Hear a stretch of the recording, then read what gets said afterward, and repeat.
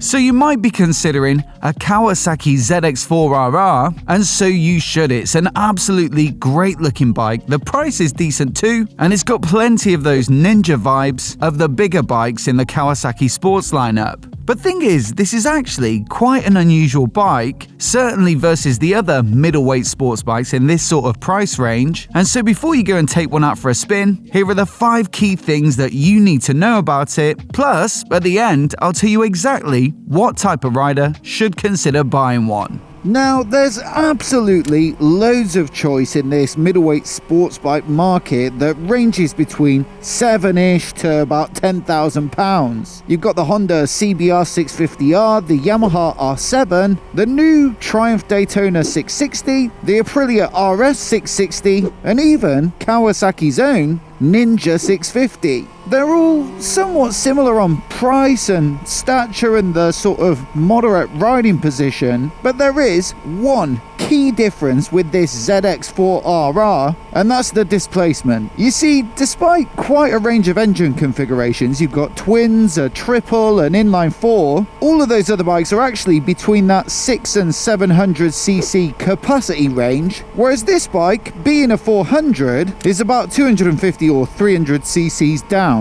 The result on the spec sheet is really quite pronounced, with all those other bikes being able to make about 60 or 70 newton meters of peak torque, with the twins able to make it lowest in the rev range. This Kawasaki though, well, it's way off the group on this chart, making the least torque by quite a stretch, so it's 39 newton meters peak, and yet it's working pretty hard, to say the least, to do so at 13,000 RPM. That's double the revs at the peak torque figure of the R7, for example. And as for horsepower, well, it isn't top of the pack in that regard either, and yet it's spinning up to 14,500 RPM to make its peak. In reality, out on the road, you can definitely feel a huge difference in character with this bike. There's not that much to the mid-range, there's no sort of gutsy punch until you get it spinning up to around 8 or 9,000 RPM, and then that's when things start to get quite entertaining. You really do need to keep on top of the gears and make sure the engine's singing to get the most out of it.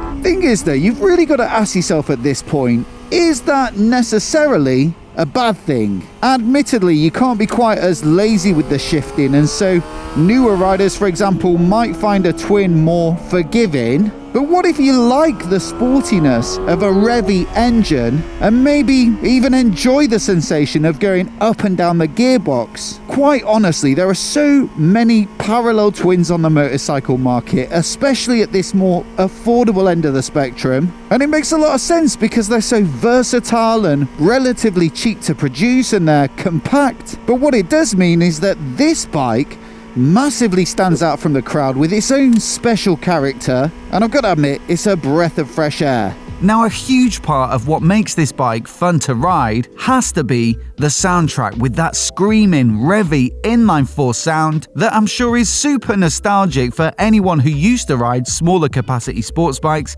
many moons ago.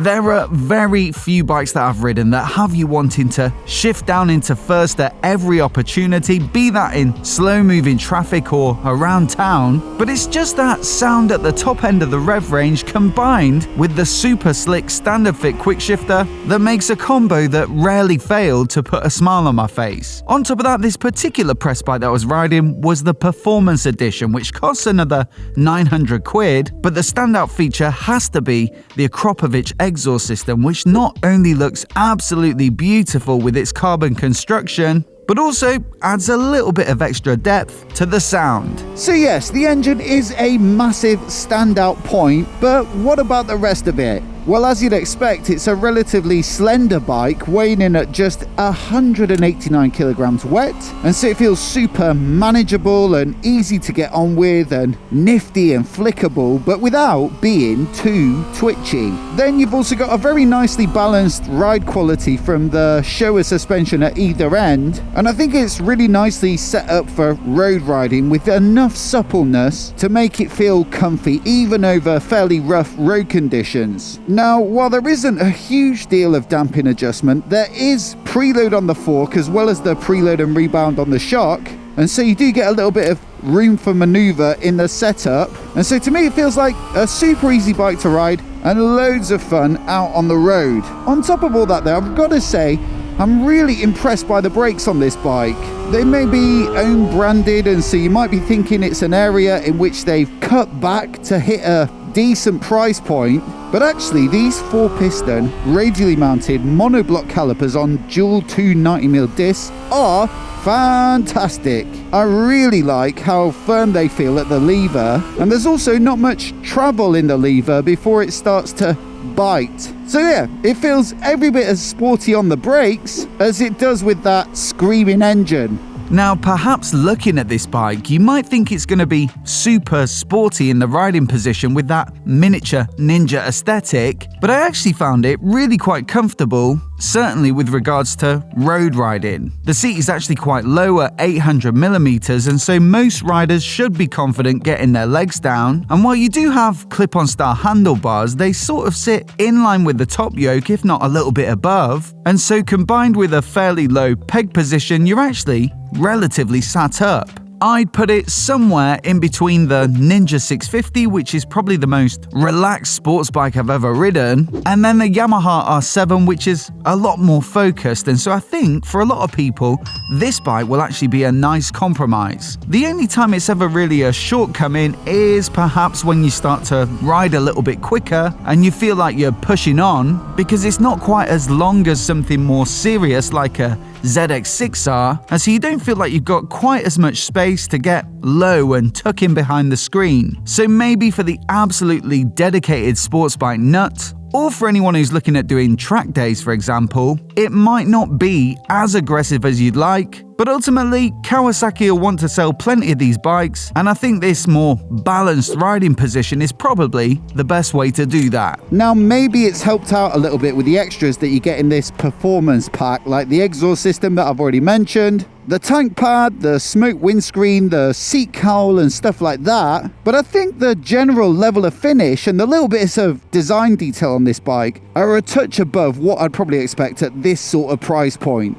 Don't get me wrong, you have to like the general Kawasaki aesthetic because it is thoroughly green, angular and aggressive, but assuming you're already on board with that because you're watching this video, for what you're paying, I think it has quite a nice quality feel to it. I like the design of the top yoke, for example, the way the front indicators are flush with the fairing, and I even quite like the sort of pinched ninja headlight design, which makes it look a little bit mean. In fact, the only thing that could make it slightly better in my book would be that 40th anniversary edition that they're offering for another 300 quid this year. And it takes that green, white and blue colour scheme that's graced many a Kawasaki over the years and wraps it around this 2024 bike. With the green wheels as well, I think it looks absolutely brilliant. And so I think that one would definitely be my pick.